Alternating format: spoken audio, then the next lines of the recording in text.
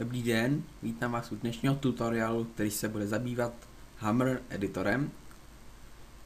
Úkolem těchto tutoriálů by mělo být vás naučit, jak s tímto programem pracovat, naučím vás pár triků, vychytávek, naučím vás, jak dělat různé teleporty, dveře, všechno, co si vlastně jakoby budete přát, klidně naučím.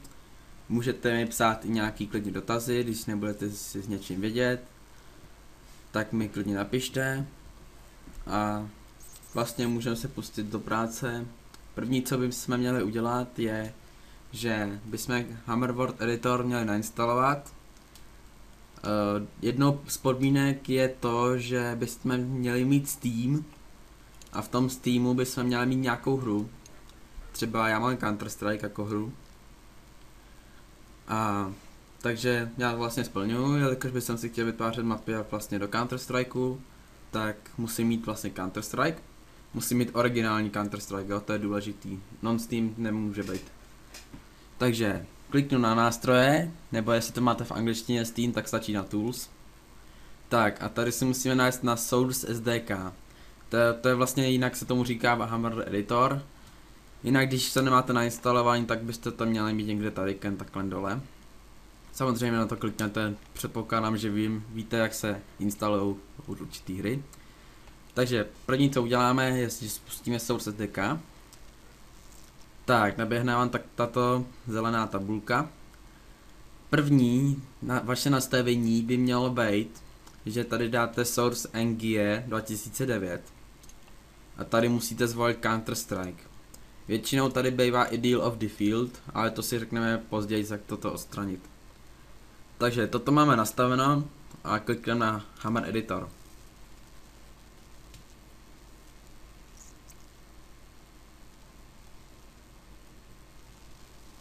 Tak, Hammer Editor se načet.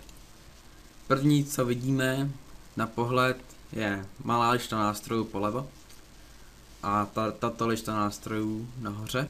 A dále tu máme lištu, další 4 okýnka, můžete jich mít i 5, já jsem si to opět upravil, taky řeknu, jak udělat, ale to si řekneme v jiných tutoriálech. Takže první, co musíme udělat, aby jsme si mohli vytvořit vlastní mapu, že dáme na File a dáme New nebo Ctrl+N.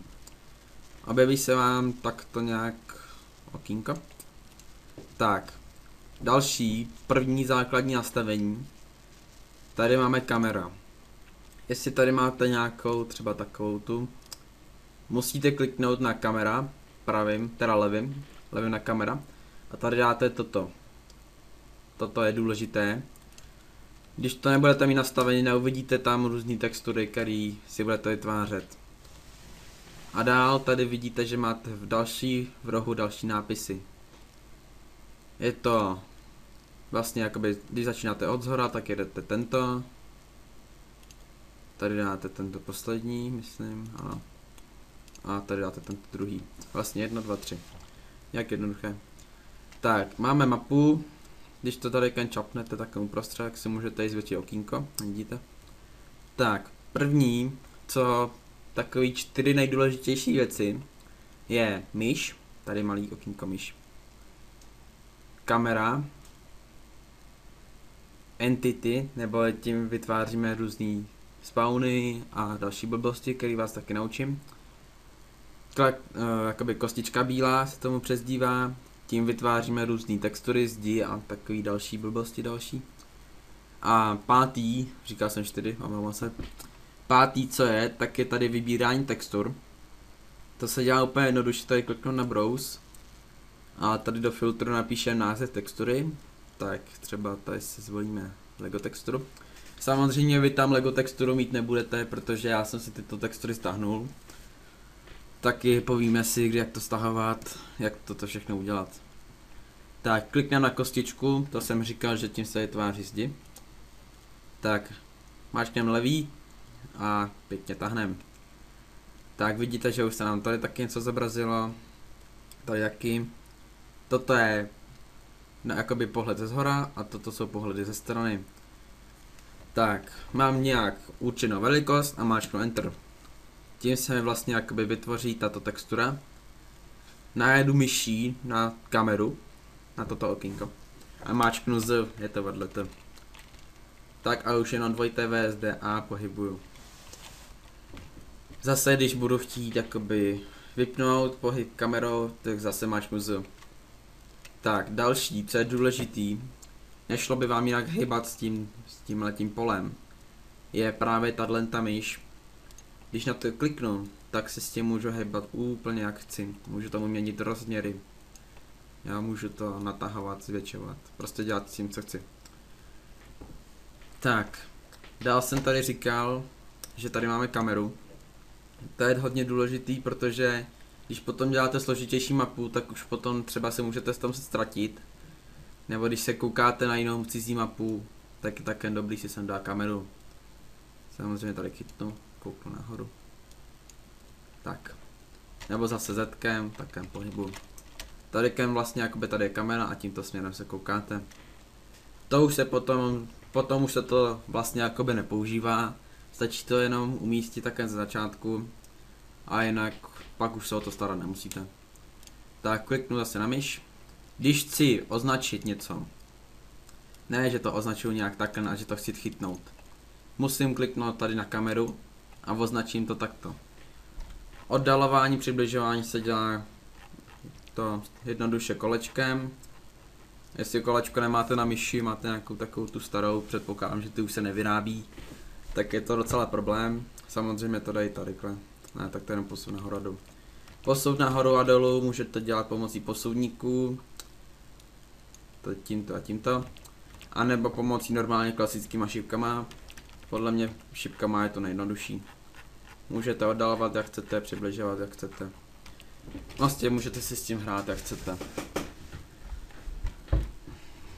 Tak, teďka vytvoříme nějakou mapu a uvidíme se za chvíli. Tak, mapa by byla vytvořená. Teď si ukážeme, k čemu vlastně slouží tato bílej paňáček. Je to Entity Tools a jak jsem říkal, můžeme díky tomuto vytvářet poldy a terouše. Je to hodně důležitý, když to tam nedáte, nemůžete se respavnout. Prostě se nepřipojíte do hry a nemůžete si vůbec zahrát. Je to jednoduchý, kliknu na to, na tento Entity Tools. Tak a tady vidím, že se mi odšedivila další tabulka, kterou budu potřebovat a budete ji potřebovat i další vytváření. Tak a dáte do objekt, napíšete info, player, terrorist. Samozřejmě, když tam budu chtít dát poldy nebo country, tak tady napíšete country. Vidíte, že už to naběhlo, většinou to nabíhá, když to nenabíhá, špatný, někde chyba. Tak, mám jednoho poldu, jednoho terouše. Co je důležitý, je, že abyste neměli úplně na zemi. Může se stát, nemusí, ale jistota je jistota, dejte trošku vejš. Když je necháte úplně na zemi, můžou se stát, že se bugnou, anebo se vůbec nenarodí. Lepší je prostě zvednout trošku vejš. Je to jistota. Za jistotu se nic nedá. Tak, další důležitá věc je, že toto ohraničení, tyto políčka. Budu chtít ty terouše, řeknu si, že mám moc vysoko a budu je chtít níž. Samozřejmě níž to nejde. Toto je na minimum, tady už by byly moc dole, což je špatně. Jak to udělat? Tak jednoduchý. Tady vidíme dvě tlačítka. Jednou šipkou nahoru a jednou dolů. Tak, teď, když budete sledovat tuto obrazovku, já na to budu klikat. Vidíte, že se ubírají, anebo že se přidávají. Já to mívám standardně nastavený na nejvíc, je to nejjednodušší, vůbec se o to nestarám. Tak, je trošku nad zemí. Bohatě stačí 2, maximálně 3. Podle mě potom už více zbytečný. Jo, samozřejmě může být takhle vysoko, a když je potom příliš vysoko, zraní se, taky pro hráče není to nejlepší. Jo, 1, 2, to je úplně jedna, 2 políčka. Tak, teď nebudu chtít, když se tady objevím, aby jsem se koukal na tuto stěnu, ale chci, aby jsem se koukal tady pěkně na svého kamaráda na druhé straně. Tak opět si dám pohled ze zhora. Najedu si na toho paňáčka nebo na poldu. Tak a teď kliknu pravým na tento rámeček, na to jeho označení. Jo, mám také jakoby 6, jakoby na roztahování. Další důležitý je, nejdou roztahovat, jo, nemůžu je zvětšit, prostě jsou daný, ty se nedají zvětšit. Jo, kliknu na to a tady v rohu, když si všimnete, tak se mi to změnilo na otáčení. Tak, teď najedu myší, najedu na roh, mačknu levý a také můžu pěkně točit. Já můžu točit tak blbě klidně, můžete si s tím točit třeba hodiny. Tak, natočím se ho takhle, kurně. Jo, tady vidíte, kam jasně směřuje. No, samozřejmě to jde, když to změníte tady, změní se to i jakoby na pohled z boku. Jo, taky vidíte. Tak, můžu natočit klidně, že se bude rodit takhle. Ale to na to už nemá moc vliv. To na to skoro nemá žádný vliv, no. To je jenom, že prostě pro dobrý pocit třeba. No, tak. Samozřejmě tyto postavičky budou mít zbraň u sebe, základní zbraň, což je USP a Glock. Budou mít tam bez nábojů, budou mít jen vlastně 12 nábojů a myslím, že u Glocku je 20. No a to by bylo asi tak všechno na základ. Ještě jedna věc, co je taky dobrá, je tato tlačítko. Tento takový modrej s šipkou nějakou divnou. Když to odkliknu, jakoby, že to nebude puštěný, tak se mi stane to, že já si vlastně můžu takhle zvolit, jakoby, jak to chci mít velký, co chci všechno označit. Podle mě je to nešikovný, protože občas se vám může stát, že budete tady jakoby na těch zdech, já budete se chtít snažit takhle to označit. Jo, takhle si to třeba označíte a teď, abyste to mohli označit, když nemáte zapnout tuto kostičku, dáte Enter. No a ono se vám stane to, že si tady vytvoříte další kostku. Pak si to nevšimnete, vytvoříte 3-4 a je už je tam bordel. Podle mě je nejlepší to mít takhle zaplý. Když to označím, označí se mě prakticky všechno. Samozřejmě, když označím jen toho malého hajzlíka, označí se jenom on. Takhle to funguje u zdí, označí se jenom ta zeď.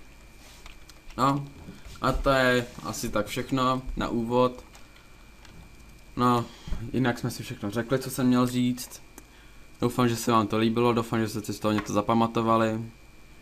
A když ještě se chcete naučit něco víc, tak se koukněte na druhý díl, kde se budeme učit už o dveřích, nějaký malý programování, jak vytvořit schody, jak vytvořit dveře na tlačítko, jak vytvořit, aby se otevřelo sami, než k ní přijdem. Prostě všelijaký vychytávky o dveřích. Já vám děkuji za pozornost, za to, že jste vydrželi koukat až do konce a doufám, že se vám tento tutoriál líbil.